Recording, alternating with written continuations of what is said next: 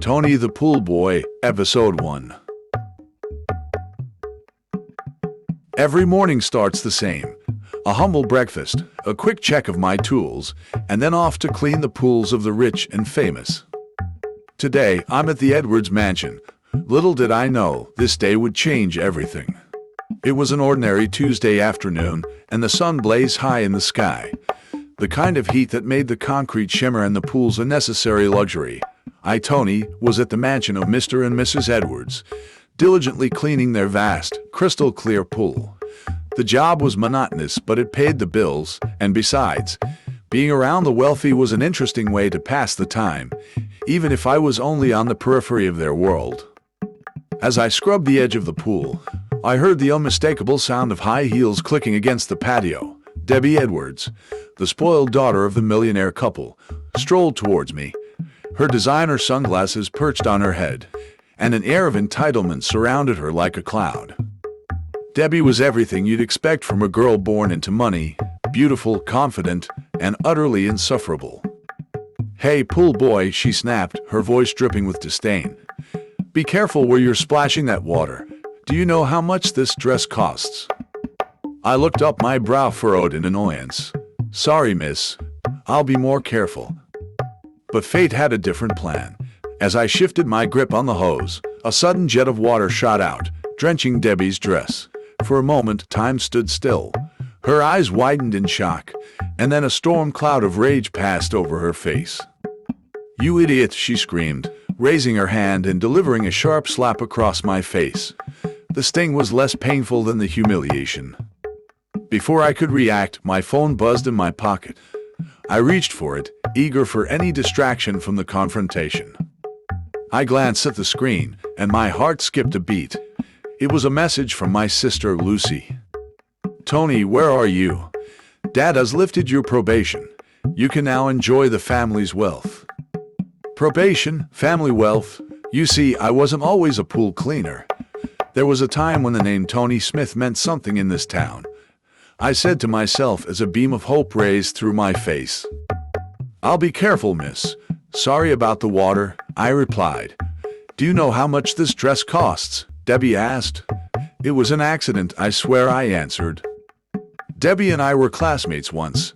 She hasn't changed a bit." "And why are you still here?" Debbie asked in anger. "I'm just doing my job, Debbie," I replied. Debbie left angrily. "You loser," she said.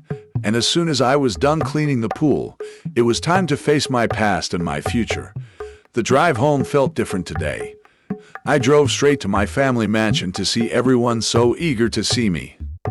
"Tony, it's about time," Lucy said. "Hey, Lucy, what's going on?" I asked as we hugged at the alley. Just then, I saw my father for the first time in 15 years. "Tony, it's time you take your place in the family business," my dad said. "You have passed the humility test, my son. You are now a member of the Smiths family assets," he added. "I understand, Dad. I won't let the family down," I replied. He patted me on my shoulder as he walks away. Trading in my old life for a new one wasn't easy, but I needed to be the same humble Tony everyone knew me to be. My first day at the family business wasn't so easy as I was trying to blend in. Walking towards the elevator as I was about to get in, the first person I saw was Debbie. "Tony, the pool boy, is that you?" Debbie asked. "In the flesh," I replied. Debbie was shocked to see me entering one of the most luxurious buildings in the city belonging to the Smiths family. Little did she know that I was the first son of the Smiths family, which means the entire wealth of my family belongs to me. "How is this possible? You are just a pool cleaner." Debbie wondered and asked, puzzled. Instantly I remembered that I had always disguised myself as a pool boy, so I quickly came up with an idea. "I'm actually here to apply for a job opening I saw online," with a smile on my face. With a slight smile on her face and a sigh of relief, she said, "I have always known you to be a lowlife, Tony. You can't even afford to get a job in a place like this that is reserved only for the elite, so don't even waste your time, Tony. Your documents will be trashed in a waste bin because that's where you belong, Tony, you loser." And she walks off shaking her head in disbelief. Just then, I got a call from my girlfriend, Sarah. "Hi, Tony, where are you?" Sarah asked. "I have something to tell you, Sarah." I couldn't wait to break the news to Sarah. She has been the only person truly there to support me even though she is from a poor background. She never gave up on me even when she thought I was just a pool boy. "Are you okay, Tony?" Sarah asked. "Yes, babe, I am okay," I replied. "You sound different," Sarah said.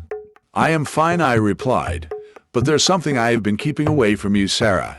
As I was about to speak, I heard a loud scream on the phone. "Sarah, Sarah. Hello, Sarah, are you there?" My words fell on deaf ears as there was no response anymore. Trembling in fear, for a moment, I was lost in the pool of my own emotions, wondering what must have happened to Sarah. End of episode 1. Subscribe to this channel and hit the notification bell for the next episode.